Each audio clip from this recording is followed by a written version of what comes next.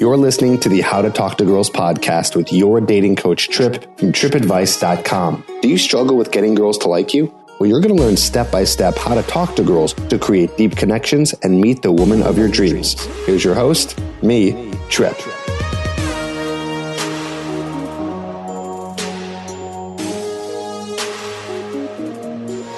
Hey, welcome to the How to Talk to Girls podcast. This is your host, Trip, from tripadvice.com. And today we have a very special interview with Mr. Mark Manson. You may have heard of him before. He's a very popular blogger, and he is the author of a well-known book called Models. That's very big in this kind of community of dating advice, especially for men. A lot of guys have it. Maybe you have it. Maybe you've read it before. Well, he's coming out with a new book. And we talk a little bit about that today and how it's going to help your dating life. And the book is called The Subtle Art of Not Giving a Fuck, which has been popularized by one of his blog posts that went viral talking about how to not give a fuck. So the whole book is really all about how to live a better life and do it in a way which we're going to be talking about today on the podcast. So if you're a fan of Mark Manson, check this out because you're going to learn some cool stuff. And we go into his story, and it's pretty insane how similar his story is to mine in terms of how we got involved in dating advice and how we came to get better with women, and how we even came to some of the same conclusions, which you're going to learn in terms of how we should approach this whole women and dating thing. So you're going to hear that and more. And I'm really excited because he's definitely someone I've wanted to interview for a long time. He's just a very smart guy and has a great perspective on, again, how to be better at dating and also just life in general. So this is kind of our little interview here talking about that and also promoting his awesome new book called The Subtle Art of Not Giving a Fuck. And wow, what a powerful title, huh?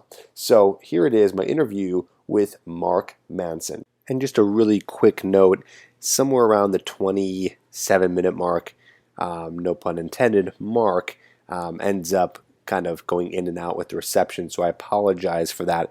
But just know that only lasts for a couple minutes, and I edit it the best I can so you can kind of hear everything clearly. But yeah, don't jump off just because it's a little hard to hear for a second because we end up cleaning it up right afterwards. So here's our interview. Hey, Mark, how you doing, man? I'm good. It's good to be here. Yeah, I'm glad to have you on the podcast. I feel like we definitely have a lot to talk about. I know right now you're doing a lot of podcasts and doing a lot of PR for your new book that's coming out called The Subtle Art of Not Giving a Fuck, which I gotta say, so this is actually published, right? This is not self-published? Yeah, it's being published by HarperCollins. And so you were able to get away. You didn't give a fuck. And you were able to get away with putting fuck in the title. Is that how does that work? Actually, they were hesitant at first, and then they were all about it. They actually kind of pushed me. Like, I came up with alternate book titles, and then once I sent the manuscript in, they're like, "No, we got to keep the fucks. Like, we got to use the fucks." So they're totally on board. My editor was awesome. He totally gets my style and my message. So and he's a big potty mouth too. So it worked out. That's great. So let's talk a little bit about we'll get back into the book. I want to hear more about how you created it and how you came up with the idea and all that stuff. But just to get an idea, some of the guys maybe listening, they know you in probably a lot of different forms. They know you because you wrote the book Models. They know you because you have a lot of viral blog posts. Maybe they know you from, I know that you were into pickup back in the day. So why don't you just give us a quick synopsis of how you got started, like a little bio in a way, so guys can know, more about you, and then we can talk more about some other stuff. Sure. So it goes way back. Yeah, let's go back. I'm talking 2 years old. Let's go back. Yeah, I'm getting old when I think about this because I got into this stuff in 2005. So I was a junior in college, and I had one girlfriend. So I was always, you know, as a teenager, I was always pretty bad with women. I was always the best friend, and and then I got to college, and through I happened to like get decent at playing guitar, and that managed to like nab me my first girlfriend, and I was just like head over heels crazy for her. And looking back, I mean, we were young and stupid, but looking back, like it was a completely dysfunctional relationship. But like when you're young and kind of naive and in love, like you're just like whatever, everything's perfect. We're gonna be married and have a million babies. It's gonna be awesome. And it turned out that she was cheating on me. And then when I found out and confronted her about it, she left me. So I was just devastated, like completely heartbroken. And more importantly, I was very much disillusioned. So all of these, basically, it was like in my mind, we were this beautiful, happy couple that was in love, and everything was going to be amazing. And all of that, all of my assumptions about women, about love, about relationships, um, was like set on fire and burned to the ground. So I kind of entered this like depression a little bit where I didn't know, I basically didn't know what to believe anymore. I basically just admitted that I had no clue what I was doing. And it was around that time that The Game came out by Neil Strauss. And I read that and got really excited about it. Was a young single guy, was like, this is it. All right, like this is how women work. This is how things work. Let's go out and do this. And the pickup artist thing was really big back then. Like it kind of exploded for about 3 or 4 years there. And I got into it for a little while, and I started going out and trying all this stuff out, and I really didn't like it. Like I liked that it got me to go out and start talking to girls, but I didn't like the idea that I'd like memorize these jokes and repeat like stories, and I don't know. It just felt very disingenuous to me, and it kind of sat poorly with me. Um, and then a couple years went by, and I started to become really successful with a lot of women. And I always find it funny that successful, like this in the industry, especially back then, it was like successful basically meant like you got your dick wet a lot. And one of the things that I challenge in models is that like success should be defined by happiness and fulfillment. It shouldn't be defined by how many girls you sleep with, whether she was an 8 or a 10 or a 5. Whether you had a threesome or not or whatever. And so I kind of became known around the pickup scene in the Northeast because, frankly, I was just going out and getting laid a lot. And around the same time, I read Tim Ferriss's book. I wanted to start a business.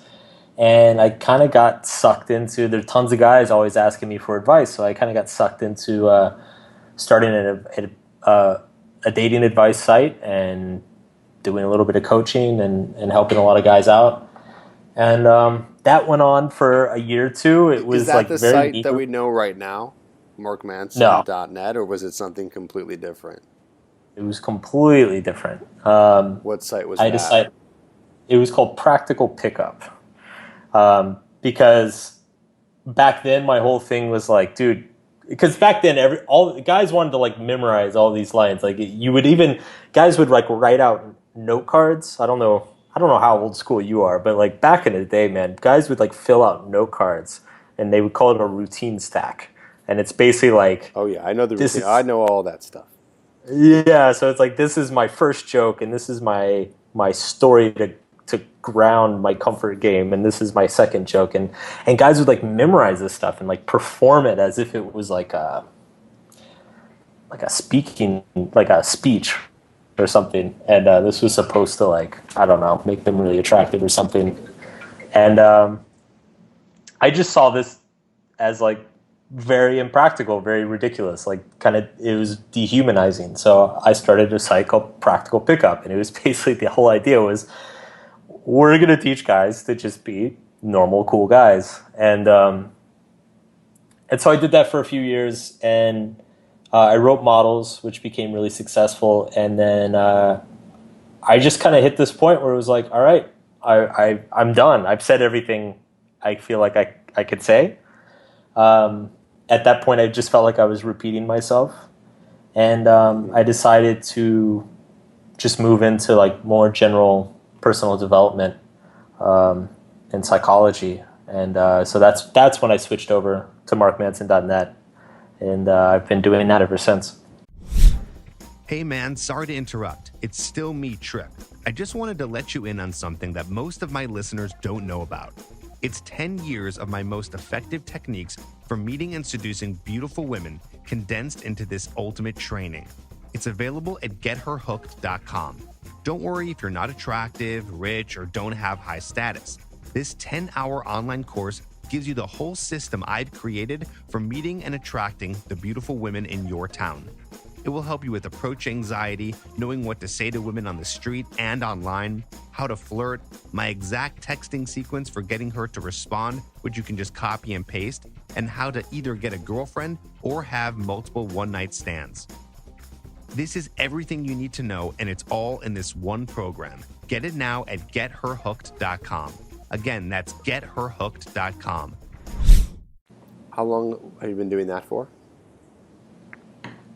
Since 2013, Okay.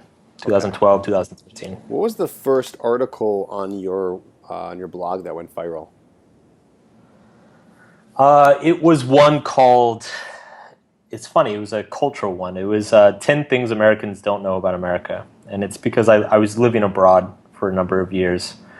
And I wrote it on the 4th of July, which is funny because I was in Colombia and I like had no idea it was I didn't even realize it was the 4th of July. So I published this article that was basically shitting on U.S. culture on the 4th of July. And so it just went crazy and I received a ton of hate mail. Of course. I mean, listen, anything that's that polarizing, that's what goes viral. I mean, Oh yeah. Oh yeah. either something that's super inspiring or super hated. And obviously at this point it sounds like you've done both. So Yeah. yeah, that's definitely a recipe for going viral. But yeah, a lot of people, myself included, seem to really gel with what your basically outlook on life. And I think you are able to write it in such a way that that people can understand. I don't know. Yeah. There's a lot of things I read, and when there's a lot of blogs out there that try to get all fancy and have a lot of jargon, you know, I personally don't really connect with that as much. But you're just speaking to people like, hey, here's the deal. Like, this is how it is. And you're doing Yeah. it in a way that everyone can understand. And I think that's one of the reasons why people really relate to what you have to say about life and dating and things like that. You know? Yeah. Yeah, that's what I go for. Yeah, that's great. And it's funny. We have a very similar story. I really, how old are you? I'm 32. Okay, I'm 31, so I'm a year younger than you, and yeah, pretty much the same thing goes with me. I was in college, got a girlfriend. I mean, I had girlfriends before that, but whatever. This one, I thought was amazing, and then she cheated on me, and then went through the whole process. I think there's a lot of guys who go through that process. They realize they're not good with women, and then they read the game, and then that just opens up their eyes to this idea that, hey, you can learn this stuff and it's learnable, and there are people out there who are not your Brad Pitts who are going out there and meeting girls because this is more of like a science, so to speak, or something you can actually learn. And it's funny because I went through that same thing, and very funny is that you said the routine stacking.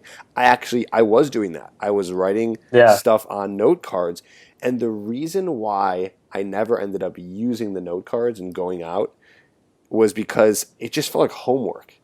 It's like, Yeah. this is like a lot of work. I honestly, I got lazy. That's how I found myself going more the honest, authentic, just be a cool dude type route. Was I was just like, Yeah. I don't, this is too much work. I'm like, can I just go out there and just, start conversations and then kind of see what happens. And so that's what I did. I just is like I threw everything, Yeah. out the window and was like, let's just see what happens if I go out there and start talking to women. And that started to work. Yeah, and I think that's such an important mindset shift.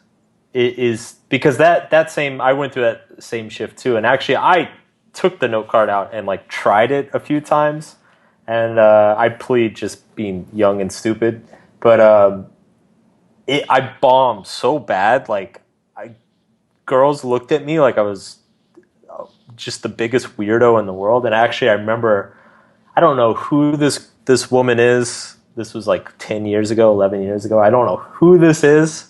I have no idea what her name was or whatever. But I remember it was maybe like the second or third night I went out trying this stuff. And I was trying to do like a magic trick because that's what, the game said that everybody should do. And I remember like I was just making a fool out of myself. And I remember this girl like looked at me like, so it was three different girls at a bar, and two of them just like rolled their eyes and left, walked away, which hurt. And then the third girl kind of lingered for a second, and I just kind of like looked down and realizing that I was just blowing it and looking like an idiot. And I remember she looked at me and she was like, "You seem like a good guy. You don't have to try so hard."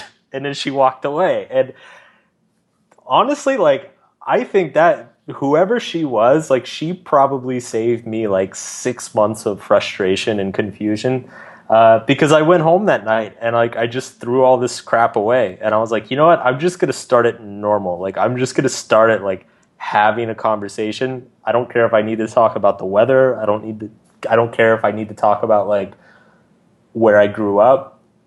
Like, let's start there, and then we can like add stuff to it and try different things out. But like, I'm not going to replace my entire personality, because some book said I would get laid. Right, right. And I think that's a big lesson there is that, and this is for me included, I'm sure a lot of guys who are listening right now, is that the PUA stuff, the game, the book, all that stuff, all that really did was, like you said, it got you to go out. So I'm assuming, because this is what happened to me, I'm assuming for you, same thing, is that you probably never even really tried going out and talking about the weather. You never tried going up to a girl and just talking. It's very rare that I get a guy who's like, I've never read any pickup stuff, and I just started going out and talking to girls, and I'm just doing terrible. It's like we were too scared to even do that in the first place. So we thought, oh, we need the magic tricks, and we need the this and the that, Right. and the fluff and the peacocking. And it's like, but we didn't know any better because we didn't know that, oh, you don't need that. But we didn't know because we weren't even talking to girls in the first place. Yeah, it was this idea that because it felt really hard, we assumed it must be complicated, And the fact is that it's emotionally it's hard because you're scared, but it's actually extremely simple. But yeah, it was the same thing for me. I mean, the fact that I could like get on the subway and talk to the girl next to me, like that just blew my mind at the time. Like I thought that a guy who did that was a huge creep and a loser, and she was gonna mace you in the face and like run off the train screaming. And it turned out that that's just actually like how normal people function in the world, and that I was scared. Like I had social anxiety issues, and that was like 80% of my problem. Yeah, same for me. Once I got over that approach anxiety, a lot more things kind of fell into place just because, as long as you've had any experience talking to anyone in your life and you can get over that fear and then anxiety, you'd be surprised. Of course, not every girl is going to say yes to you. You'd be surprised how many would without having to Yeah. use, anything from those books. So let's segue that into models. So you wrote models, and it's got a huge cult following. I see a lot of people Mm-hmm. online always recommending that book to other people, and I don't think I even see, besides maybe like The Way of the Superior Man by David Data, I don't really see a lot of other books that are like recommended to other guys, and Right. and that says a lot. I mean, that means that you a lot of people are really connecting with what you have to say in there. So, tell me about the process of that, like writing that book and what it was like, and also I know some guys here who's ever listening should definitely buy it. It's a great book, but maybe you can also summarize a little bit of what the book is saying and how it helps Mm-hmm. guys. So the ideas for models kind of started back in 2010 or so. I'd had my website for a couple of years. I'd been coaching guys for a couple of years. And the more I worked with men, I noticed that I noticed that like what they perceived to be their problems usually wasn't actually the problem. Um, Usually it actually came down to there was just a very fundamental kind of like emotional issue going on, whether it be anxiety or anger issues or distrust or just like a really, really lack of like self-esteem. And it started to occur to me that this was the issue. All the stuff of like, I don't know what to say, or I have approach anxiety, or I don't know how to get sexual, or I need to make better jokes. Like that was surface level stuff that could be kind of ironed out through experience. The real issue going on was the emotional stuff. And then around the same time, I started to realize that just in my own business that my writing seemed to set me apart from other people in the industry. I never felt like I was really great at like creating products or courses or marketing them.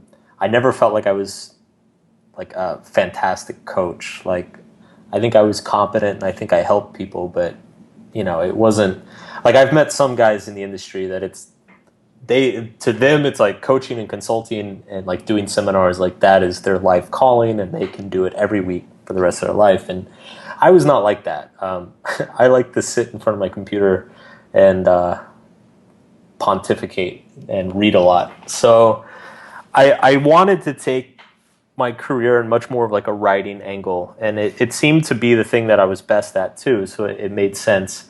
So when I sat down to write models, I decided that I should try to write the book that I wish I had read when I was 21. Because like I said, I got into all that PUA stuff. It screwed me up for a little while. And it just complicated things. Like I spent a long time feeling very confused in kind of pursuing the wrong things. So yeah, I wanted to write a men's dating book that dealt with emotions, dealt with emotional issues, which is like the one thing that men don't want to talk about. So it was a challenge to present that in a way that people would be receptive to, and that guys would gel with. But it's funny. It poured out of me. I wrote it in just a couple months and self-published it, threw it online. Kind of just my attitude with it was like, all right, either this is gonna, because when it came out, like the PUA stuff was still very popular, and not even PUA, but just like this kind of I call it in models, like I call it a performance mentality. This idea that dating is a performance, that there are certain actions and behaviors and words that you need to practice and replicate. And models basically tells you not to do that. And so I kind of assume like, all right, either this is going to bomb horribly and everybody's going to tell me that like I'm a beta nerd pussy and nobody should listen to me, or it'll kind of like hopefully create a new movement among guys who are into this stuff. And I think it did. Which it did, I think. Yeah. Yeah, no, I think it definitely did. It was, it was definitely, it was new, it was, people weren't talking about meeting women in this way, which is shocking that no one came out and did that. I think a lot of people maybe didn't because of that fear of, like you said, being called a beta or being rejected. And you you didn't give a fuck. You just like you're like, I'm just gonna put this out there because this is what I believe in, and we'll see what happens. Yeah, That's great. absolutely. I mean, and I felt like it was a conversation. Like the whole thing. I mean, the big theme behind the whole book is vulnerability. And what I noticed with the men I was working with in person and over the phone was like, once you got them in a private conversation, guys really needed to hear this stuff and they wanted to hear it. It was just when you had like groups of guys hanging out that, all those judgments were passed. So I felt like there was this like silent need below the surface that nobody was addressing. And yeah, I just went with it. That's great. That's fantastic. So then you ended up follow. So this is now your second book, the one called "The Subtle Art of Not Giving a Fuck." And Yep. what pushed you to make this one? Now, I know this isn't necessarily a dating book.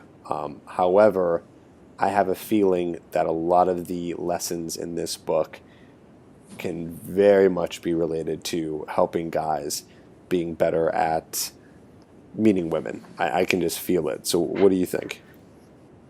Yeah, there's definitely applications. And I mean, this book it's kind of a bread and butter personal development book. It's all about,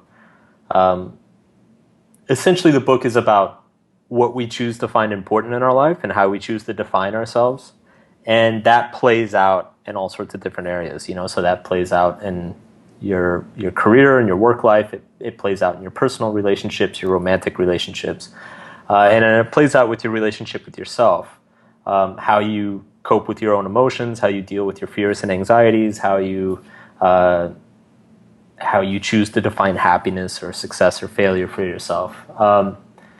This book, it came out of, so I had started doing the self-development stuff, and I really developed kind of a knack for lack of a better term, shitting all over positivity. As soon as I kind of like broke into the self-help space, I quickly became overwhelmed and a little bit disgusted about like how cheery and positive everything had to be all the time. Like, what's an example that, of something you saw that was like that? Oh, I mean, like the most egregious example is like books like The Secret. Like people who basically say like, if you just think positive thoughts all the time, then you'll be happy and nothing bad will ever happen to you. And it's basically telling people to delude themselves. It's basically saying like, hey, you know what, that whole thing called reality, we don't really have to deal with it. Just stand in the mirror and smile and tell yourself how beautiful you are. Right. To me, it's a bunch of feel good fluff. And interestingly, like my personal development, a lot of it came through my own experiences dealing with my dating relationships. I mean, like my big problem area in my life was my intimate relationships, and that started with my family when I was young. But then when I became an adult, it played out with my relationships with women. And so I overcompensated in a lot of ways and became a player for a long time. I became obsessive about it. Struggled with commitment, intimacy issues. And that was my kind of trouble area. Other people have their own trouble areas. Different people, some people have like really bad confidence issues when it comes to, say, money or their aptitude to do good work or whether they deserve success or not. Other people have problems in, the arena of like family relationships. Other people have problems, it goes on and on. We all have our trouble areas. But what I learned through my experience was that you don't get through these trouble areas by just smiling and telling yourself everything's great. You get through it by dealing with the pain. Like there's some sort of like wound or pain underneath the surface, and you need to be able and willing to confront it directly. And so I started writing about this on the blog, and the blog started to just take off. It blew up. I mean, the blog was pretty successful back in the dating advice days, but once I started writing about this type of stuff, I mean, it grew. Now there's like millions of people come and read it each year, and so I decided I wanted to write a book about that. I actually, my original kind of concept for the book was like a negative self-help, like a negative form of self-help. Basically, a self-help that's centered around dealing with rejection, um, accepting struggle and pain, taking responsibility, being skeptical of your own beliefs, and accepting that you're wrong. Like, to me, that any sort of growth that's ever going to happen in any arena is going to stem from dealing with the negative experiences. So that was the impetus for this book. How do you think guys who are going out trying to meet women, trying to approach, trying to date, you know, what kind of advice could you give to them in terms of what you're saying here, in terms of Yeah. dealing with the pain, or or just really your basic thesis of your latest book? How could that all relate? Well, the book is essentially about what are you choosing to find important, or like what do you give a fuck about, and like we all have to give a fuck about something.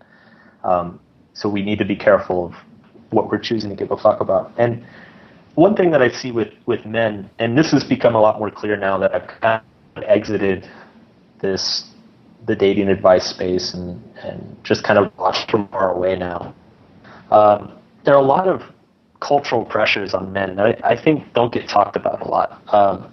So there's a lot of pressure on men to be desired, and being sexually attractive or being successful in your dating life is, we're taught growing up it's a status symbol, and it makes you a better person, a cooler person, makes you admired. And I think this is really dangerous for reasons. One is when people start attaching their self-worth to other human beings, like it's just you're just gonna get a lot of like messy stuff happening ethically. But two, it's not fair to men. Like, it's just a poor way. I mean, I spent pretty much my entire teenage year judging on whether I was getting laid or not. And looking back, like, that was such a horrible way to treat myself. Like, it was just a bad way to measure myself as a human being.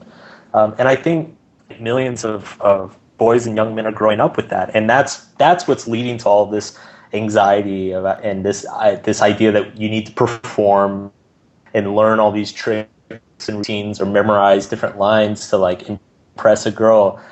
Because essentially what these guys are doing is that they've bought into the idea that sex with hot girls makes you like into like a high status club, and you've got the tricks to get into that club. You got to find a way to like sneak in if you're not one of the blessed alpha males that was born with like six pack or whatever. And that's just such a destructive mentality to have. Okay, so you're saying here that a lot of guys will go out and trying to feel better about themselves by sleeping with, eights, nines, and tens. And you're saying that that's not the way to feel better. That's not the way that a person's or guy's going to truly feel happy. Yeah, I mean, because basically it's the same thing as chasing more money or chasing a cooler car. Like, it's a superficial pleasure that um, exists for a short period of time, and then it just goes away. It ceases to mean anything, as time goes on. So it creates a very empty lifestyle, and you never actually kind of solve those internal self-esteem issues. Do you have any tips for guys on how to do that, on how they can start to solve some of those self-esteem issues? Because I think a lot of guys have trouble with that, and I found that it's difficult to explain how to do that. It is, and I think it's because it's so personal. Like every guy has his own story, um, and every guy's insecurity originates from different places.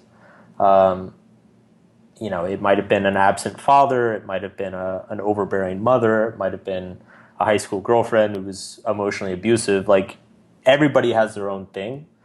Um, so it's hard to just give this like catch-all solution to that. What I would say is that and what I talk about in the new book is that men need to look at how they're choosing to measure themselves. Like, what is the yardstick you're using to measure yourself? Is it, the classic examples of like bad ways to measure yourself is like how much money you make. Everybody kind of instinctively knows that that is not really. I mean, we all care about how much money we make, but like we all know that if that's the only thing you care about, or if that's the highest priority in your life over everything else, it's gonna lead you to kind of like a miserable, shallow existence. And the same thing comes to women. It's if you are measuring yourself in this way, you need to start looking at like where does that measurement come from, and what is it really doing for you? And what I propose in models as a much better measuring stick for oneself is simply measuring yourself by the quality of the interactions that you have with the women you meet. So, and what I mean by quality is simply the emotional response you get from it. So, how much are you enjoying the women that you're going out with? How satisfied are you? How good do you feel about the conversations you're having, and the personality of the women that you're talking to? Do their values align with yours? Do they make you laugh? Do you have good chemistry? Things like that. And what happens is as soon as you move that measuring stick over to like just the emotional quality of each interaction, suddenly you find kind of these funny situations where success no longer success might mean like not having sex. Success might mean actually rejecting a girl that you went on a date with. Maybe you go on a first date with a girl, she's really hot, but you find her really annoying and she's just a total pain to deal with. And you decide that since that is your definition of success and you're not emotionally enjoying being around her, you break things off with her and you don't go on a second date. And it was when I started kind of figuring these things out in my own life, because back when I was like kind of overcompensating with this stuff, I slept with so many women that I didn't actually like. Like they just had a nice body or a nice face, or I was drunk, and it's like I didn't actually enjoy being with them. It was just like waiting. A date with them was basically like a timer that I had to wait out to get my vagina validation fix. And then I would go home and I'd be like, all right, next one. And it was just a very like unsatisfying, kind of miserable dating life, even though I was quote unquote successful in terms of like, male culture and the pickup industry. And it was finally when I kind of put my foot down, I was like, you know what? I'm not going to hang out with girls I don't like. Sex doesn't matter. Like I'm going to find women I genuinely enjoy being around, women I respect as people who have values I care about. And if I can find those women, then the sex will happen by itself. And it's true. The sex is just a side effect of the emotional interplay going on between you and the woman you meet. Yeah, absolutely. And it's funny because it becomes sort of an addiction, Yeah. is you go out to seek validation, right? And, like you said, the vagina validation. That's a good blog post title right there. Yeah. Vagina validation. And you go and you try to get that, and you get it, and you feel good. Yeah. But it doesn't feel good forever. Why? I don't know. That's a whole other, talk. But it just doesn't. It doesn't last forever. And so you got to keep going back and getting more, and getting more, and getting more. What does that sound like? It sounds like drugs. Yeah. You do a drug. Drugs don't last forever. In order for it to feel the drug again, you got to do it again and do it more and more. And then same thing with vagina validation, like drugs. You probably build a tolerance. You're like, oh, this isn't hot enough. I need hotter. Like with drugs, I need something stronger, right? And then you just keep going out, and it's a losing game. It's not something you can win. So it sounds like you discovered that fairly quickly in your journey. Is that, wait a minute, this isn't really making me feel fulfilled. I'm not even really having fun doing it. Maybe you're having fun during the sex part, but everything else to even get there is just sucks, and then everything after that sucks too. Yeah. It's not true happiness. Yeah, it took me about 5 years, and one of the really kind of eye-opening things that kind of got me to recognize this and see how I was like basically this was ruling my life, and it was just kind of making me a bad person. It was I had always kind of justified it to myself that all these women that I slept with, I had like we had something kind of like special, some emotional connection that was unique. You know, they weren't just like a notch on the bedpost. It was like, no, we shared an experience together, and we like had this beautiful month, and blah blah blah. And I kind of built all it up in my mind that I had all these beautiful connections with all these women I had met. And what happened is that enough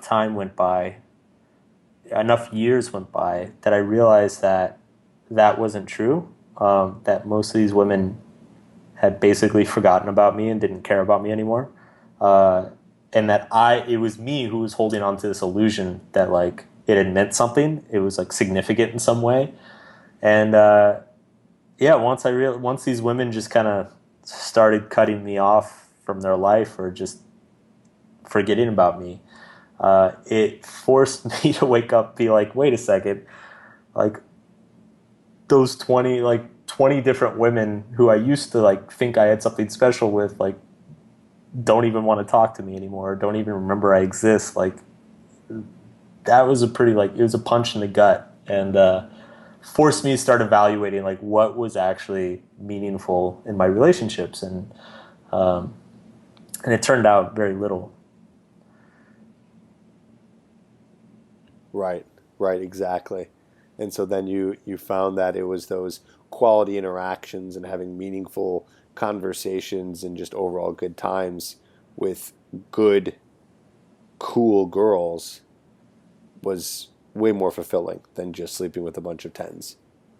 Yeah, and it's not even like it's not even that it was necessarily like way more meaningful. It was just it was enjoyable. I was no longer like kind of chasing something. I was just going out and enjoying the women I was around. And you know, if I went out and I met say 10 women and I didn't really enjoy being with any of them, that night was still a success because I stuck to my values, I stuck to my standards. If I went out and I spent, you know, 3 days with a woman and had a fucking blast and didn't end up sleeping with her but kept in touch with her for a while, like that's a success too, because it's just what matters is that it's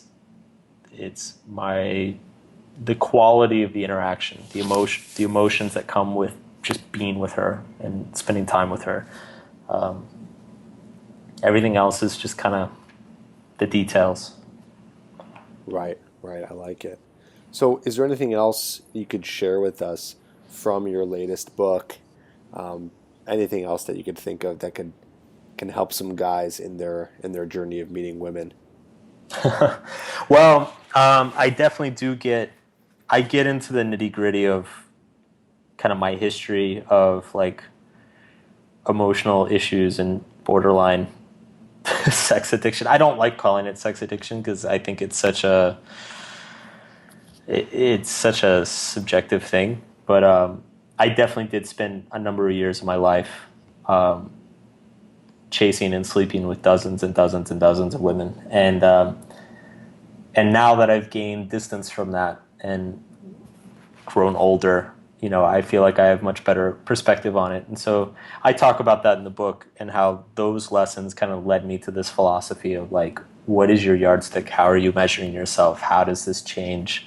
How do you define success and failure? And how does that change how you feel about yourself? Because it all sounds very abstract and psychological, but really like it is 100% relevant to that anxiety you feel in your stomach when you want to ask a girl on a date, or when you feel like an idiot because you sent a text message and she didn't reply and you like misspelled something and you like beat yourself up about it. Like these are the real issues going on. Like your relationship with yourself. You know, the only way to improve your relationships with women is to improve your relationships with yourself first. Have a better relationship with yourself and improve yourself.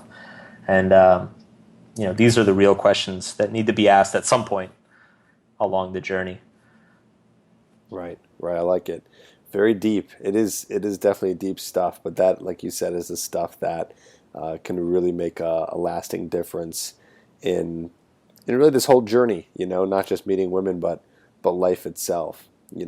Yeah. And also, just a side note, I like how your subtitle is a counterintuitive approach to living a good life, which is, it sounds like basically saying like you're not giving the same spiel that everyone else has been giving in terms of personal development, but you're taking this kind of other realistic, gritty angle. Yeah. Yeah, Yeah. that's fantastic. So for you listening, if you want to go check that out, it is available on Amazon right now. So go there and get the subtle art of not giving a fuck by Mark Manson. Mark, thanks so much for hopping on today and sharing some of your wisdom and your stories. I think we got a lot out of it. I know I did, just learning about how you came to be now and what your philosophy is today, which I think can help a lot of guys who are listening. So thanks so much. Thanks for having me, Trip. It's good being here, man. Yeah, absolutely. Thanks.